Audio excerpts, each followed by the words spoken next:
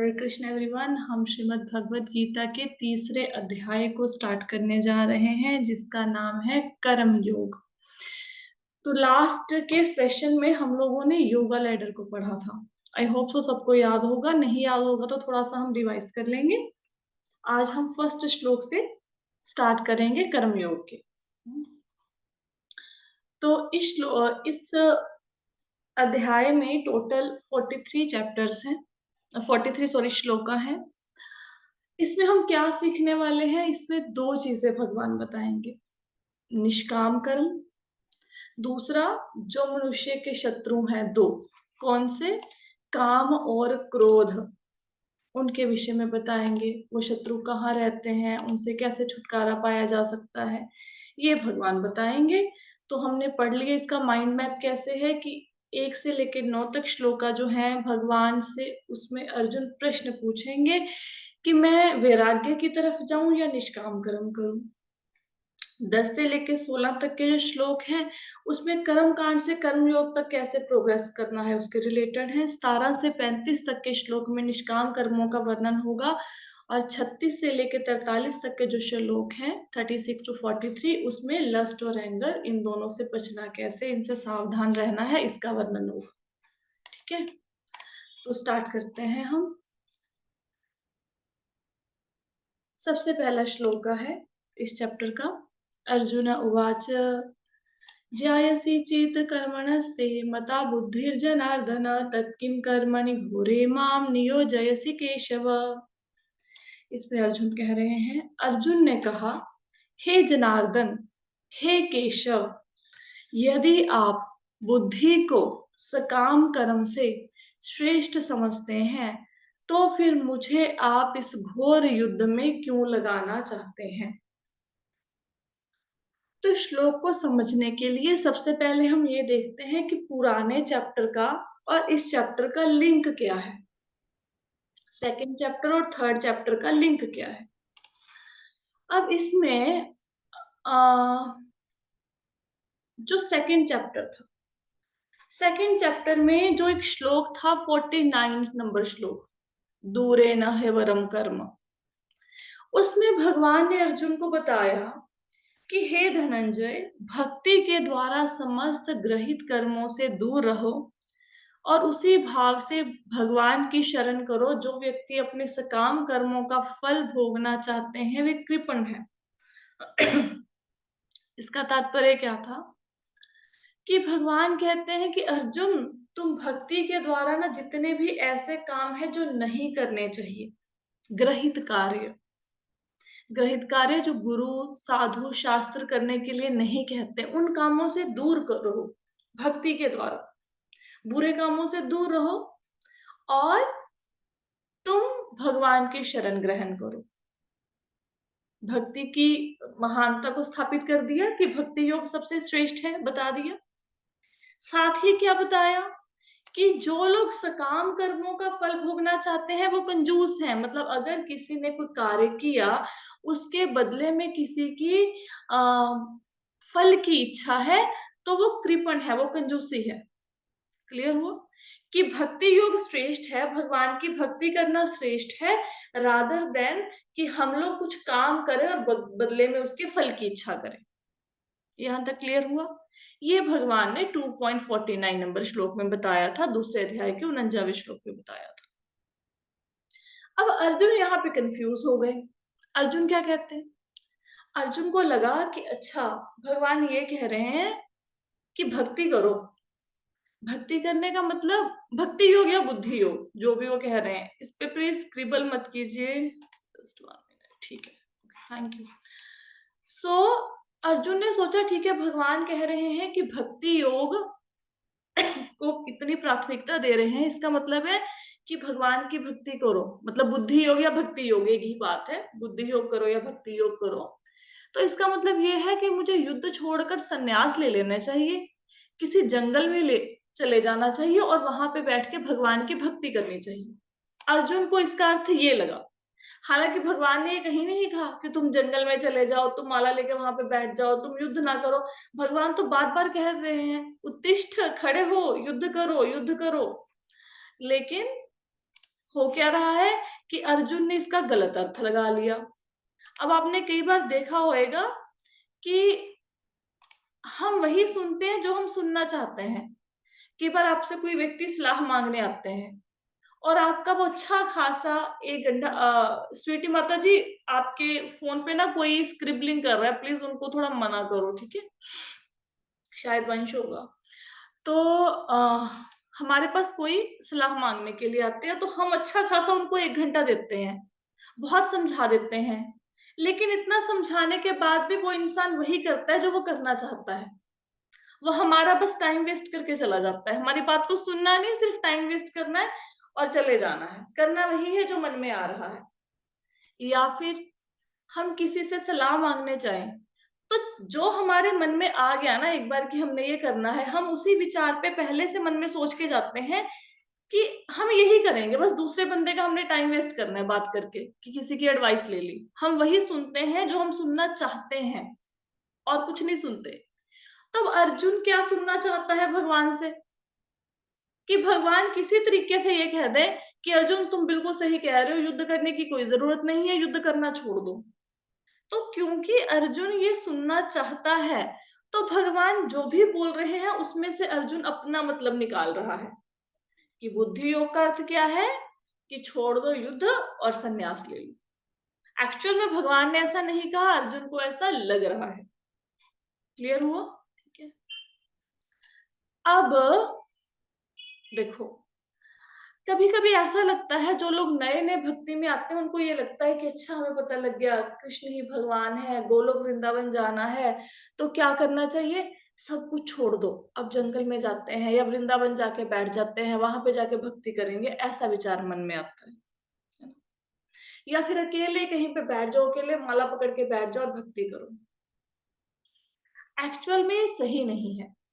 प्रभुपाद जी लिखते हैं कि कई बार ना कृष्ण भावनामृत को, कृष्णा कॉन्शियसनेस को जड़ता समझ लेते हैं। जड़ता का मतलब ये है कि कृष्णा कॉन्शियसनेस का मतलब ये है कि कहीं अकेले किसी स्थान पे बैठकर माला करना, इसका मतलब है कृष्णा कॉन्शियसनेस।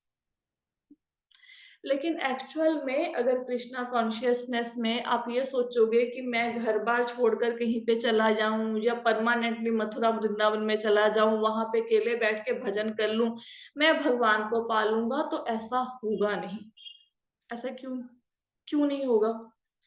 ऐसा इसलिए नहीं होगा क्योंकि हमारा जो ये माइंड है ना, मन, ये एक सीढ़ी की भांति है। सीढ़ी पिछले ज़माने में होती थी, अब तो पता नहीं सीढ़ी को यूज़ करता है कि नहीं, इसमें रिकॉर्डिंग होती थी, है ना? देखी तो होएगी सबने। तो हमारी सीढ़ी कौन से गाने बजाएगी? जो गाने हमने उसमें रिकॉर्ड किए हैं। अब हमारे इस जन्म से पहले बहुत जन्म हो चुके हैं, लाखों जन्म हो चुके हैं।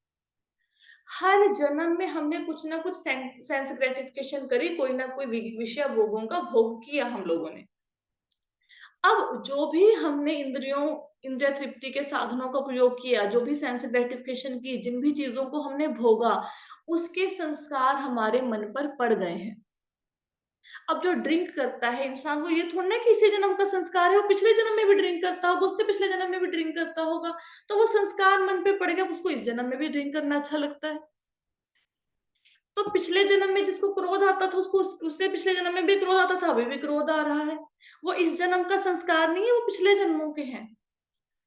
अब ये जो संस्कार मन पर पड़ जाते हैं, इनका प्रभाव ये होता है कि अगर हम कहीं अकेले में जाके भी भक्ति करने की कोशिश करें, तो बार-बार जिन विषयों को हमने भोगा, वो वासनाएँ हमारे सामने आ जाती हैं। सपोज़ कोई कॉलेज गोइंग बॉय है, वो उसने अपने फ्रेंड्स के साथ खूब मस्ती करी, खूब वो पार्टी करी, उन्होंने खेला-कूदा, एन्जॉय किया जो भी, ठीक है? तो अब अगर वो बच्चा अकेला माला पकड़ के कहीं पे बैठ जाए कमरे में, ठीक है? बंद करके अपने आप को कि आज के बाद मैं सिर्फ़ कृष्णा कॉन्शियसनेस में माला ही करूँगा और कुछ नहीं करूँगा। तो जो उसने पुराना अपना समय व्यतीत किया था अपने फ्रेंड्स के साथ, उसको वही समय याद आएगा। आप भी कभी देख लो, जब भी आप माला करते हो, आपके मन में कौन से विचार आते हैं? पुराने आते हैं ना याद, जो भी आपके साथ किसी ने किया, जो आप करना चाहते हो, तो मन टिकता तो नहीं है ना। जो पुराने संस्कार हैं वो बार-बार, कभी आपका माला करते हुए मन बचपन की यादों में ले जाएगा, कभी आपको कहीं ले जाएगा, आप कहीं घूमने गए थे, ठीक है? किसी टाइम पे वहाँ ले जाएगा, तो ऐसे मन भटकता रहता है ना। तो ये जो संस्कार हैं ये उभर के सामने आते हैं, इसलिए कृष्णा कॉन्शियसनेस में ये नहीं कि अकेले बैठ के भजन करो। भगवान इसलिए अर्जुन को सलाह नहीं दे रहे कि अर्जुन जाओ जंगल में जाके भजन कर लो। क्यों? क्योंकि अर्जुन के संस्कार क्या है? अर्जुन क्षत्रिय है, तो उसके ऊपर क्षत्रिय के संस्कार पड़े हुए हैं। कहा तो पूरी पूरी रात जाग के उसने धनुष बाण चलाने की प्रैक्टिस करी, वो सोता भी नहीं था। इतने सालों से वो क्या कर रहा है? अस्त्र शस्त्र इकट्ठे कर रहा है, युद्ध जीत रहा है, ये सारे काम तो कर रहा है। अब अगर सब कुछ छोड़ के माला लेके जंगल में चला गया तो माला कहाँ से होगी? जो संस्कार है वो सामने आएंगे ना। तो इसलिए भगवान अर्जुन को अकेले में जाके भजन करने की सलाह नहीं देते, क्योंकि भगवान अभी अर्जुन के गुरु हैं। गुरु को पता होता है कि मेरे शिष्य की क्या कैपेबिलिटी है, उसके अकॉर्डिंग ही वो उस प्रकार से शिष्य को सेवा में लगाते हैं। जैसे भगवान कृष्ण अर्जुन को युद्ध करने के लिए कह रहे हैं, लेकिन व्यासदेव जी को नहीं कह रहे। वेद व्यास जी को थोड़ा ना कह रहे हैं कि आप भी युद्ध करो। सुखदेव गोस्वामी जी को कह रहे हैं भगवान कृष्ण की आप युद्ध करो, नहीं कह रहे। क्योंकि उनकी कैपेबिलिटी क्या है कि वो ग्रंथ लिखेंगे, उनको वो शक्ति दी हुई है वेद व्यास जी को, तो उनको युद्ध करने के लिए नहीं कह रहे। अब अर्जुन को क्या शक्ति दी हुई है? वो क्षत्रिय है, उसको दुश्मनों को मारने की शक्ति दी हुई है। तो अर्जुन को नहीं कहेंगे कि भाई तुम जाके ग्रंथ को लिखो। हम्म? तो अर्जुन ये समझ रहा है कि भगवान का मतलब ये है कि सब कुछ छोड़ के अर्जुन जा जंगल में माला पकड़ ले, लेकिन एक्चुअल में भगवान का ये मतलब नहीं है। श्लोका पे फिर चलते हैं। अब इस श्लोका को पढ़ते हैं और फिर देखते हैं कि हमें ये समझ आया कि नहीं। अर्जुन ने कहा, हे जनार्दन, हे केशव, यदि आप बुद्धि को सकाम कर्म से श्रेष्ठ समझते हो, बुद्धि योग या भक्ति योग एक ही बात है, तो कहते हैं कि अगर आप भक्ति योग को, भक्ति को सकाम कर्म से, मतलब सकाम कर्म से अच्छा मानते हो, तो फिर आप मुझे युद्ध में क्यों लगाना चाहते हो? क्योंकि भगवान ने इससे पहले वाले श्लोकों में क्या बताया, भगवत गीता के स्थित प्रज्ञा के बारे में बताया। आपको याद होएगा ना, स्थित प्रज्ञा से का भाषा, समाधिस्थस्य केशवा की स्थित प्रज्ञा के क्या लक्षण है, वो कैसे बैठता है, चलता है। उसमें भगवान ने बताया कि जो स्थित प्रज्ञ होता है अपनी इंद्रियों को कैसे कंट्रोल करता है, कछुए की भांति। जैसे ही सेंस ग्रेटिफिकेशन के ऑब्जेक्ट उसके सामने आएंगे, भोग विषय उसके सामने आएंगे, वो कछुए की भांति सारे अंगों को अपने अंदर कर लेगा, सारी सेंसेस को अंदर कर लेगा। तो अर्जुन ने कहा, अच्छा इसका मतलब ये है कि कछुए के जैसे बैठ जाओ जंगल में जाके, कोई काम ना करो। और अर्जुन एक बात और पे कंफ्यूज हो गया। कैसे कंफ्यूज हो गए? अर्जुन कहते हैं कि अगर भगवान कह रहे हैं कि भक्ति बड़ी श्रेष्ठ है, भक्ति योग करना चाहिए, बुद्धि योग करना चाहिए, तो बुद्धि योग के लिए तो इंद्रियों को संयमित करना पड़ेगा, सेंसेस को कंट्रोल करना पड़ेगा। लेकिन मैं युद्ध करते हुए सेंसेस को कंट्रोल कैसे करूंगा? अभी आप लोग भगवत गीता सुन रहे हो, अब भगवत गीता सुन रहे हो तो अभी आपके सेंसेस कंट्रोल्ड है, ठीक है? हमारे मन में इधर उधर की बातें नहीं आ रही, हम पूरी तरह से कॉन्सेंट्रेट हो गए भगवत गीता को मैं बोलने का प्रयत्न कर रही हूँ, आप सुनने का कोशिश कर रहे हो, ठीक है? अब यही हमारे कमरे में 8-10 लोग आके हमारे ऊपर आक्रमण कर दे, हमारे ऊपर हल्ला बोल दे, हमारे घर में चोरी होनी शुरू हो जाए, या हमारे ऊपर ही वो आक्रमण कर दे, तो क्या हमारी सेंसेस कंट्रोल में रहेंगी? भले ही हमारे ऊपर आके दो लोग क्या, एक बंदा ही हमारे ऊपर अटैक कर दे, क्या हम सेंसेस को कंट्रोल कर पाएंगे? नहीं कर पाएंगे। तो अर्जुन ने यहाँ महाभारत का युद्ध में लड़ना है, वहां तो इतनी बड़ी सेना है, लाखों करोड़ों की सेना है, वहां पे कोई इधर से तीर लेके आ रहा है, कोई इधर से तीर लेके आ रहा है, कोई इधर से मार रहा है, कोई उधर से मार रहा है, वहां पे इंद्रियां कैसे संयमित होंगी? तो अर्जुन भगवान को पूछ रहे हैं, एक तरफ कह रहे हो भक्ति करो, दूसरी तरफ कह रहे हो आप युद्ध करो, दोनों रास्ते अलग अलग हैं, ये दोनों चीजें तो कॉन्ट्राडिक्टरी है, मैं कैसे करूं? एक चीज बता दो, या तो भक्ति करूंगा या युद्ध करूंगा, दोनों काम इकट्ठे कैसे करूं? यहां तक समझ आया सबको? जी माता। चलो। हाँ जी माता। अब मैं क्यों क्यों ये श्लोक पे इतना टाइम लगा रही हूँ, क्योंकि देखो ना, जब हम एकेडमिक स्टडी भी करते हैं, अब किसी बच्चे को क्वेश्चन नहीं समझ आया, उसको आंसर के रट्टे लगवाते रहो, तो पेपर में लिख के नहीं आएगा। ये बहुत इंपॉर्टेंट क्वेश्चन है 3.1, इसके ऊपर पूरा चैप्टर बेस्ड है। अगर क्वेश्चन ही नहीं समझ आया, फिर बाकी के 42 श्लोक कैसे समझ आए? दूसरी बात, अर्जुन ने यहाँ पे 2 वर्ड यूज किए, जनार्दन और केशव, ठीक है? अब यहाँ पे ये 2 शब्द क्यों यूज कर रहा है अर्जुन, जनार्दन और केशव? जनार्दन का अभिप्राय होता है कि उसके पास जाना, उसके पास जाके याचना करना जो परम कल्याण कर सकता है आपका, उसको अप्रोच करना जो आपका कल्याण कर सकता है, बिल्कुल परम कल्याण, मतलब सबसे बढ़िया कल्याण कर सकता है। तो अर्जुन भगवान को कह रहे हैं कि आप तो जनार्दन हो, आप तो सबका परम कल्याण करते हो, तो मुझे इस युद्ध में जो लगा रहे हो इससे मेरा क्या कल्याण होगा। एक तो अर्थ इसका जनार्दन का ये है। दूसरा अर्थाचार्य क्या बताते हैं कि जनार्दन, जन मतलब जो अपने लोग हैं, अर्दन मतलब उनको दुख देना। तो भगवान को अर्जुन कह रहे हैं जनार्दन, जनार्दन मतलब जो अपने ही लोगों को दुख दे। कि आप ये जो कह रहे हो ना कि युद्ध करो युद्ध करो, ये मैं आपका अपना हूं ना, मैं आपका फ्रेंड हूं ना, मैं आपका कजन हूं ना, ये तो आप मुझे दुख देने वाली बात कर रहे हो। मैं नहीं चाहता मैं युद्ध करूं और आप बार बार बोल रहे हो युद्ध करो युद्ध करो, तो इट मीन्स आप अपने ही बंदे को मतलब वो कर रहे हो, परेशान कर रहे हो, उसको उसको पीड़ा पहुंचा रहे हो। इसलिए यहाँ पे जनार्दन वर्ड आया भगवान के लिए। केशव, केशव क्यों आया? फिर भगवान बोलेंगे ठीक है तुम टाल दो मेरी बात को, नहीं सुनना तो अर्जुन कहता है टालूं कैसे, आप तो केशव हो। केशव का अभिप्राय क्या है? क मतलब ब्रह्मा जी, श मतलब शिव, और वह जो इनको नियंत्रित करते हैं। कि आप तो केशव हैं, आप तो ब्रह्मा और शिव को भी नियंत्रित करते हैं, उनके भी नियामक हैं, उनको भी कंट्रोल करते हो, वो आपकी बात नहीं टाल सकते, तो मैं आपकी बात कैसे टालूं। तो देखो भगवान से आए ब्रह्मा जी, और ब्रह्मा जी से शिव प्रकट हुए, तो इनडायरेक्टली शिव और ब्रह्मा, ब्रह्मा जी डायरेक्टली आए, शिव जी इनडायरेक्टली आए, तो दोनों के कंट्रोलर कौन? भगवान। तो ब्रह्मा और शिव जब आपकी बात को टाल नहीं सकते तो मैं कैसे टालूंगा? मुझे आपकी बात तो माननी पड़ेगी। लेकिन मुझे ये नहीं समझ आ रहा कि युद्ध में जाने से मतलब कैसे मेरा कल्याण होगा, मैं ये करना नहीं चाहता। ठीक है, अब मैंने इस पूरे श्लोक का एक एक शब्द आपको समझा दिया है, जैसा आचार्यों ने बताया है वैसा ही यहाँ पे बताया है। अब आगे चलते हैं। अच्छा, ये जो प्रश्न है भगवत गीता में, मैंने आपको बताया था कि अर्जुन ने भगवान कृष्ण से भगवत गीता में टोटल 16 क्वेश्चन पूछे हैं। ये दूसरा प्रश्न है जो अर्जुन भगवान से पूछ रहे हैं। इससे पहले वाला कौन सा प्रश्न पूछा था इससे पहले अर्जुन ने, किसी को याद है? फर्स्ट चैप्टर, सेकंड चैप्टर में अर्जुन ने कौन सा प्रश्न पूछा था भगवान से? नहीं याद? माता जी, जब वो शायद कंफ्यूज हो रहा था। नहीं, उन्होंने पूछा था स्थित प्रज्ञ से का भाषा। तो स्थित प्रज्ञ के बारे में पूछा था ना इससे पहले। तो पहला क्वेश्चन था जब अर्जुन ने स्थित प्रज्ञ के बारे में पूछा था कि स्थित प्रज्ञ क्या होता है, कैसे चलता है, कैसे बैठता है, 2.54 नंबर श्लोका, वो पहला प्रश्न था।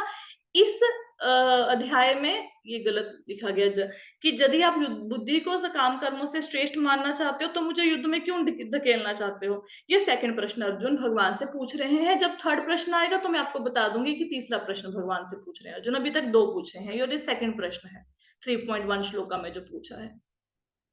आगे चलते हैं। अच्छा, इस श्लोक में ना एक और बहुत इंपॉर्टेंट बात सीखने को है। क्या इंपॉर्टेंट बात है? कि अर्जुन के मन में जब कंफ्यूजन आया स्पिरिचुअल लाइफ को लेके, तो उसने किससे प्रश्न किया? भगवान तो से। भगवान से किया, है ना। तो भगवान से प्रश्न किया, तो इसी प्रकार हमारे जीवन में जब भी कोई स्पिरिचुअल लाइफ को लेके या वैसे भी कोई कंफ्यूजन हो, तो हमें किससे प्रश्न पूछना चाहिए?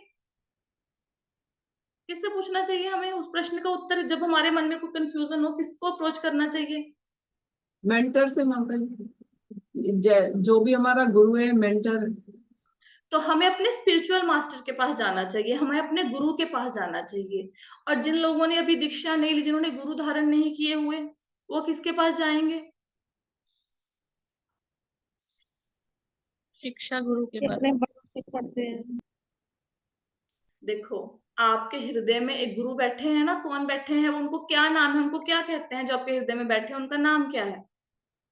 चैत्य गुरु। शिरु देशाय, शिरु चैत्य गुरु। देशाय। चैत्य गुरु। चैत्य गुरु। जो चैत्य गुरु है ना, वो हमारे अंदर बैठे हैं। जो भगवान कृष्ण है वो हमारे पहले गुरु हैं। अब देखो, जब बालक का जन्म होता है तो बालक को दूध पीना कौन सिखाता है? कोई ट्रेनिंग मिलती है? नहीं ना, बालक तो बोध है, उसको तो कुछ आता नहीं। तो कौन सिखाता है? वो चैत्य गुरु सिखाते हैं ना। आप लोग अभी लोग भगवत गीता की क्लास लगा रहे हो, आपको किसने? माता जी, चैत्य गुरु क्या, कौन, किसको क्या? चैत्य गुरु चैत कहते हैं भगवान कृष्ण को। तो भगवान जो हमारे अंदर तो क्षीरोदक्षाएं भी बैठे भगवान। तो वो भगवान से इंडिफरेंट थोड़े ना है, क्षीरोदक्षी विष्णु भगवान से अलग थोड़े ना है, ठीक है। हाँ मतलब वही है ना। अब तो दोनों एक ही है ना, ठीक हाँ है। हाँ। तो जो चैत्य गुरु हैं, जो हमारे अंदर भगवान बैठे हैं, हमें उनसे बात करनी चाहिए जब भी लाइफ में कोई कंफ्यूजन हो। हम लोग किससे बात करते हैं? आपके जीवन में कोई प्रॉब्लम आ गई, आप किससे बात करते हो?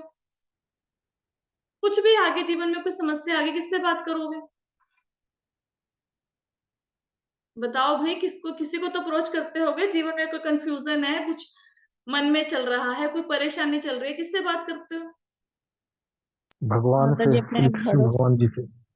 अरे कृष्ण भगवान से, प्रभु जी, कहाँ बात करते हैं हम लोग, कहाँ करते हैं? सही सही आंसर, नहीं, जिससे एक्चुअल में बात करते हैं, किससे बात करते हो? माता जी अपने अपने बड़ों से दोस्तों बात से, करते हैं, मित्रों अपने से, फ्रेंड्स बड़ों से। से, हाँ, है ना।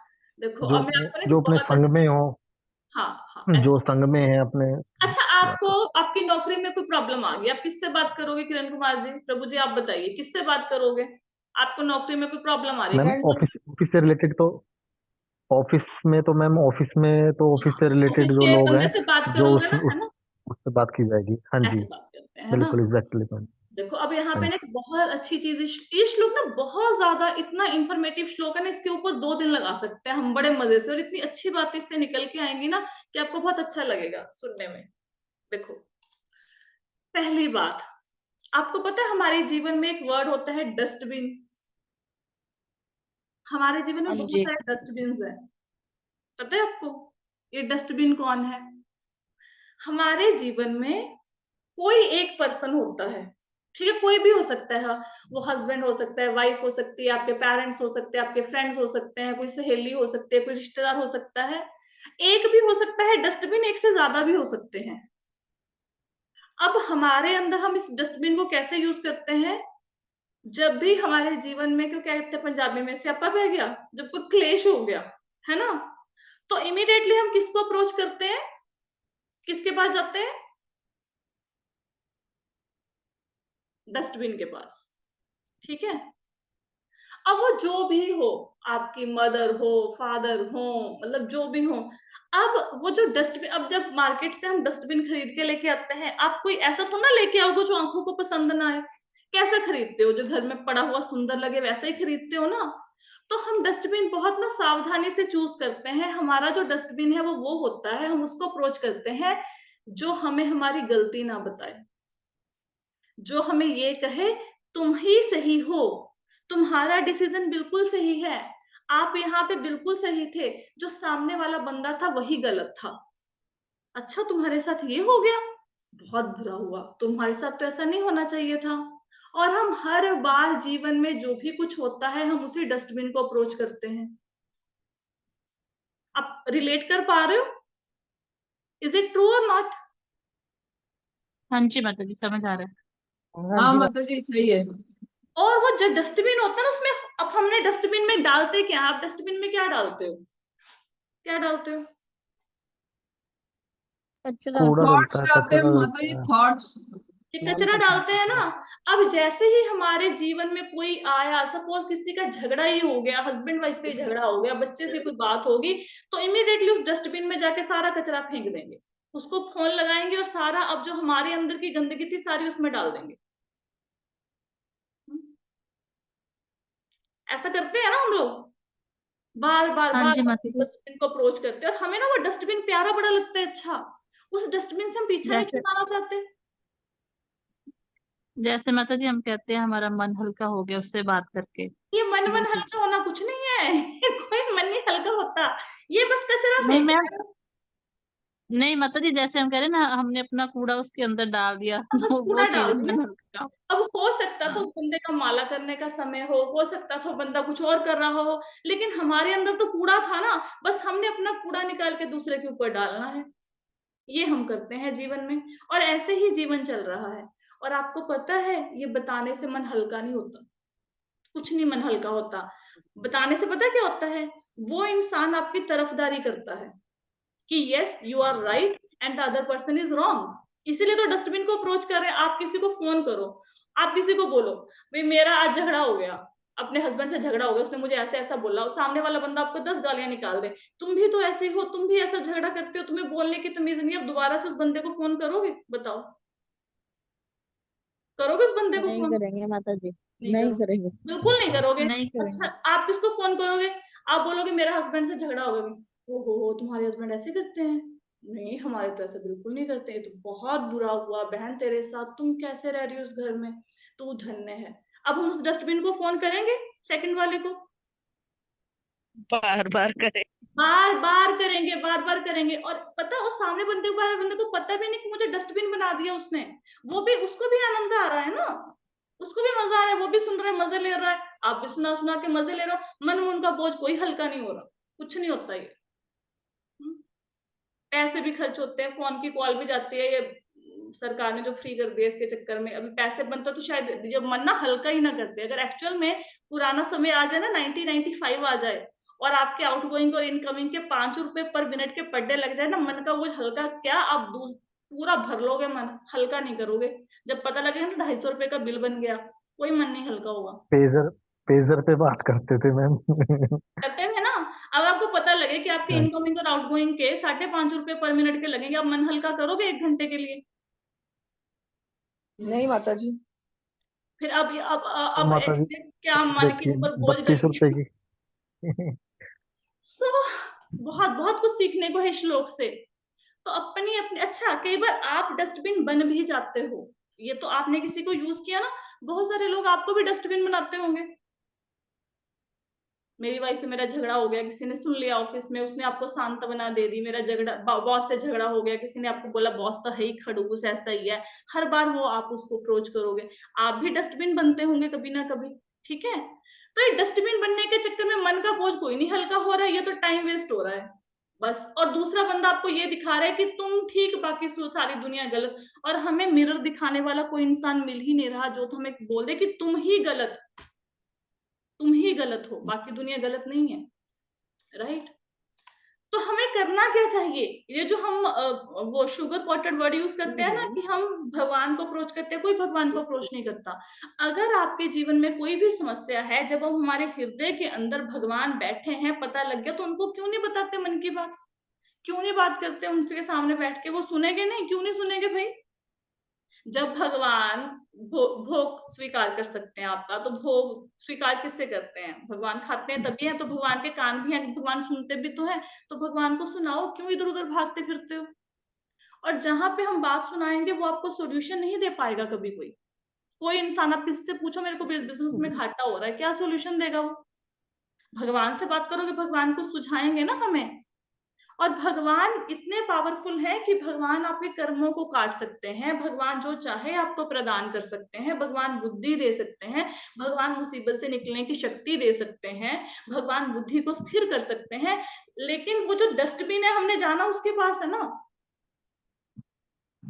तो अपनी जिंदगी से आज ही फाइंड आउट करो कौन कौन मेरा डस्टबिन है, और उनसे ना बात करनी बंद करके देखो, आपकी जितनी टेंशन्स है वो रिड्यूस हो जाएंगी। एक्चुअली होता क्या है ना, जब हमारे जीवन में कोई प्रॉब्लम आती है, प्रॉब्लम इतनी बड़ी नहीं होती, जब हम उस प्रॉब्लम को 2 बंदों के साथ डिस्कस करते हैं तो प्रॉब्लम बड़ी हो जाती है, वो बड़ी हो जाती है, उसको बड़ा बना दिया जाता है, ठीक है, हाय हाय करके।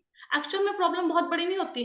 अब जितने भी घरों में, किसी के भी घरों में कोई भी रिलेशनशिप की प्रॉब्लम चल रही है, अगर आप पूछो ना क्यों क्यों झगड़ा हुआ था, वो झगड़ा ऐसी बात पे होता है कि आपको दूसरे बंदे को बताने में शर्म आएगी कि क्या पैसों लेके झगड़ा हुआ? नहीं जी। क्या प्रॉपर्टी का मसला था? नहीं जी। किसी ने आपकी गाड़ी तोड़ दी? नहीं जी। किस बात पे झगड़ा हुआ? वो बेतुकी बात पे होता है माता जी। मतलब किस ऐसे फालतू की बात, किसी भी बात पे, वो गिलास पड़ा था, वो यहाँ पे नहीं किचन में रखना चाहिए था, उस बात पे हमारी बहस होगी, उसने बोला तुम रखो, हमने बोला, ऐसी ऐसी बातें कोई तुक्की नहीं बनती। लेकिन वो प्रॉब्लम बड़ी हो जाती है जब उस प्रॉब्लम को आप डस्टबिन में डाल देते हो, क्योंकि वहां से आपको सपोर्ट मिल जाती है, ठीक है? हमें अपने आप को ना बेचारा दिखाने की आदत पड़ चुकी है। हमें अच्छा लगता है कोई हमें बेचारा बोले कि हाँ आप बहुत परेशान हो सच में। तो आज ही अपनी लाइफ से डस्टबिन उठा के बाहर फेंक दो, और खुद को डस्टबिन मत बनने दो। जो बंदा आपसे ऐसी बातें करता है उसको बोलो कि भाई माफ कीजिए, हमारे भजन का समय है। और जैसे ही आप देखेंगे कि आपने अपनी लाइफ से डस्टबिन को निकाल के बाहर कर दिया, और आप भी डस्टबिन नहीं बने, तो आपके पास समय बच जाएगा बहुत ज्यादा। और समय को कहाँ पे लगाओगे? भगवान की भक्ति में। अब यही ऐसी है बातें माता आती जी। है ना, अभी अब हमारे मन में क्या, माता जी हमारा एक सब लोग, क्वेश्चन, कुछ कह रहे हैं प्रभु जी आप?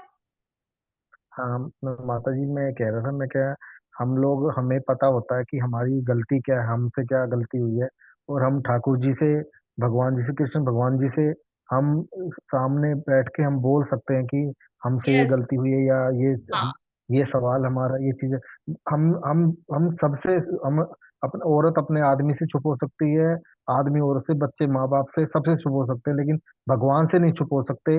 और हाँ, हम उनके साथ स्पष्ट रहते हैं, तो फर्स्ट हमें रह उस चीज सकते हैं, का फायदा भी ट्रांसपेरेंसी मिलता होती है। है ना। हाँ, कई बार हमारे हाँ जीवन में जी, कुछ हाँ ऐसी घटनाएं हो जाती हैं कि हम ना दूसरों को बताने में भी शर्म आते हैं कि हमसे ये गलती होगी, लेकिन भगवान के आगे काहे की शर्म, बता सकते हैं ना। ठीक है। जी जी कई बार, बिल्कुल माता जी। राइट, तो कई बार जीवन में ये प्रश्न आता है कि हम अपनी स्पिरिचुअल लाइफ और मटेरियलिस्टिक लाइफ को बैलेंस कैसे करें। एक कॉमन प्रश्न है, सबका कॉमन। कितनी सारी जिम्मेवारी होती हैं घर की, बाहर की, तो कैसे बैलेंस करें, कैसे समय निकालें? तो एक तो मैंने आपको तरीका बता दिया, ठीक है, कि ये डस्टबिन बाहर कर दो। दूसरा, आप जितना भी समय ये सोशल मीडिया पे लगाते हो वो कम कर दो, उससे भी टाइम मिल जाएगा। तीसरा, बैलेंस नाम की कोई चीज ही नहीं होती दुनिया में कि बैलेंस कैसे करना है स्पिरिचुअल लाइफ और मटेरियल लाइफ को। बैलेंस करना ही नहीं होता, हमने इंटीग्रेट करना होता है। इंटीग्रेट का मतलब क्या होता है? आप बैलेंस शब्द को मोल्ड कर दो, इसको इंटीग्रेशन पे ले आओ। इंटीग्रेशन क्या होता है? एक एग्जाम्पल से समझते हैं। आप सब लोगों के जीवन में पहले भी 24 घंटे थे जब आप भगवत गीता का सेशन नहीं लगाते थे। आपके जीवन में आज भी 24 घंटे हैं। आपने किसी ना किसी तरीके से, इधर आपने लंच टाइम आगे पीछे किया, या फिर आपने घर का काम आगे पीछे किया, बच्चों को पढ़ाना आगे पीछे किया, कुछ भी करके आपने अपने जीवन में से आधा घंटा निकाल लिया ना। अब ये जो आधा घंटा है ये बैलेंस नहीं है, ये इंटीग्रेशन होगी। अब आपको पता है कि जैसे मैंने सुबह उठ के ब्रश करने को 5 मिनट देने हैं, नहाने को 5 मिनट 10 मिनट देने हैं, खाने खाने को 10-15 मिनट देने हैं, इसी प्रकार मैंने भगवत गीता को भी आधा घंटा देना है। अब ये आपके बींग में आ गया ना आधा घंटा, निकला कि नहीं निकला बताओ? आधा घंटा आप सब बिल्कुल लोग माता दे जी, रहे हो ना। राइट। पहले नहीं ना दे रहे थे, पहले भी 24 घंटे थे, पहले देते थे आधा घंटा भगवत गीता को, बताओ? नहीं, नहीं देते थे। अब हो गया ना, अब ये बैलेंस हुआ या इंटीग्रेशन हुई? Balance. Integration. This is not integration. Balance, this is integration, right. Integration. आप अपने जीवन में ब्रश करते हो, ब्रश करने में 3-4 मिनट तो लगते होंगे, तो क्या उसके लिए बैलेंस करना पड़ता है लाइफ को? नहीं माता जी। दिस इज बैलेंस और इंटीग्रेशन। ब्रशिंग क्या है, बैलेंस है या इंटीग्रेशन है? इंटीग्रेशन। Integration integration. है। तो आपने जीवन को इस प्रकार से जीना है कि आपने चीजों को इंटीग्रेट करना है, मतलब चीजों को आपके जीवन का माला, रीडिंग, चैंट, ये लिसनिंग, सेवा, ये आपके शरीर का, आपके सॉरी डेली रूटीन का पार्ट होने चाहिए।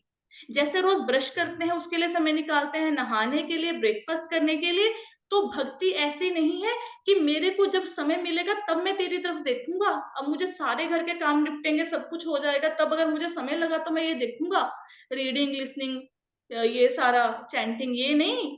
भक्ति प्रायोरिटी है। फिर भगवान क्या बोलेंगे? ठीक है, फिर मेरे भी बहुत सारे भक्त हैं, मैं सबको देख के आता हूँ, मेरे पास समय होगा तो तुम्हारे पास आ जाऊंगा। जब अगर भगवान ऐसा बोल दे फिर क्या होगा हमारा? अरे भगवान ने तो पूरे 14 लोगों का देखभाल करनी है, तो भगवान भी तो ऐसा बोल सकते हैं ना।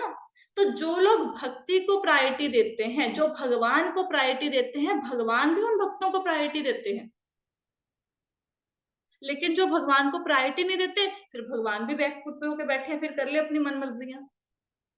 जीवन में अधिक धन कमाने के लिए जरूरी नहीं है कि आप जल्दी उठ के ओवर टाइम करो तो आपके पास धन अधिक आएगा। आपकी लाइफ सुकून में हो जाएगी अगर आप मतलब वो करो, ज्यादा काम करो। अगर आपने सुबह उठ के अच्छे से जाप कर लिया, आपका पूरा दिन अच्छा बीतेगा। मैं ऐसे ग्रुप्स के साथ एसोसिएटेड हूँ, किसी दिन मैं आपको ग्रुप में शेयर करूंगी। 4:30 पे लोगों का मैसेज आ जाता है 16 राउंड्स डन। 4:30 पे जब हम सो रहे होते हैं, लोग 16 माला करके फ्री होके बैठे होते हैं। और एक नहीं, मतलब मुझे उस ग्रुप का मैं पार्ट हूँ, मुझे शर्म आती है, लिटरली मुझे शर्म आती है। जब मैंने पहली बार वहां पे मैसेज डाला, मेरा पहला मैसेज गया था वहां पे रात के 11 बजे मेरी माला फिनिश हुई थी। मुझे साथ में मेंटर का फोन आ गया कि भाई क्या बात है, तबीयत खराब है, क्या हो क्या गया है। तो शर्म आई। फिर उन्होंने मुझे नेक्स्ट टाइम बोला कि भाई कम करो, करते करते करते अब उन्होंने मेरे ऊपर फिक्स कर दिया कि 6:30 बजे तक आपकी माला हो जानी चाहिए। तो मैं कर आके अपने आप को 7 बजे तक ले आई। तो मेरे 7 बजे तक माला करने से बेनिफिट ये होता है कि मेरा पूरा दिन इतना अच्छे से बीतता है ना कि मैं आपको बता नहीं सकती। जो काम को करने में मुझे 4 घंटे लगते थे, वो काम मेरा 1 घंटे में, आधे घंटे में हो जाता है। अगर आप सुबह चैंटिंग अच्छे से कर लेते हो ना, उठ के भगवान के नाम का जाप अच्छे से कर लेते हो, आपका पूरा दिन बैलेंस हो जाएगा। इसको इंटीग्रेशन में, ऐसा एकदम से नहीं होगा, धीरे धीरे धीरे धीरे प्रयास कीजिए। भक्ति के लिए समय निकालना नहीं होता, भक्ति जीवन का अंग है। आप कभी जीवन में बोलते हो कि मैं ब्रेकफास्ट करने के लिए टाइम निकालूंगा या निकालूंगी, मैं लंच करने के लिए टाइम निकालूंगा या निकालूंगी, करते हैं ना? ब्रश करते हैं ना? कभी ऐसा सोचा कि नहीं आज टाइम नहीं है, आज बाकी सारे काम पड़े, आज ब्रश ही नहीं करेंगे? कभी ऐसा हुआ आपके जीवन में? ऐसा कोई दिन आया कि ब्रश नहीं किया और ऐसे खा लिया? तो इसी प्रकार भक्ति भी जीवन का अंग है, तो इंटीग्रेट करो इसको, ठीक है? तो आई होप सो कि श्लोक अच्छे से क्लियर हो गया होगा। और तो इसमें समझाने वाली, राइट, एक और बात थी इस श्लोक में समझाने वाली कि जिसको भक्ति को हम सीखने का, भगवान के बारे में हम जानने का प्रयत्न कर रहे हैं, स्पिरिचुअल वर्ल्ड के बारे में, ये बियॉन्ड इमेजिनेशन है। हम कैसे इस बात को समझे कि भगवान ने अपनी छोटी उंगली के नख पर गोवर्धन पर्वत को उठा लिया, हम तो पेन नहीं उठा पा रहे। तो जो भगवान को समझना है हमारी बुद्धि से परे है, हम नहीं समझ पाएंगे। इसलिए गुरु के पास जाइए। गुरु नहीं बने, अभी दीक्षा नहीं हुई, गुरु धारण नहीं किए, तो चैत्य गुरु के पास जाइए कि भगवान हम आपको जानना चाहते हैं, थोड़ी बुद्धि दीजिए, भगवत गीता को समझना चाहते हैं, भगवत गीता अमृत है, समंदर है, कृपया करके आप हमें बुद्धि दें कि हम कम से कम एक बूंद तो समझ लें। अपने इंडेवर से थोड़ा ना भगवत गीता आएगी, पढ़ के, सुन के, समझा के। प्रार्थना करो, प्रार्थना कि भगवान हेल्प कीजिए, प्लीज हेल्प कीजिए, थोड़ी सी समझ में आ जाए। राइट? सो श्लोका क्लियर हो गया सबको? हाँ जी माता जी। अप्लाई जी, करेंगे जी, जीवन में? हाँ जी, हाँ जी। गुड, ठीक है, जी माता जी। राइट, ठीक है जी। So thank you so much everyone for joining the session. Hare Krishna.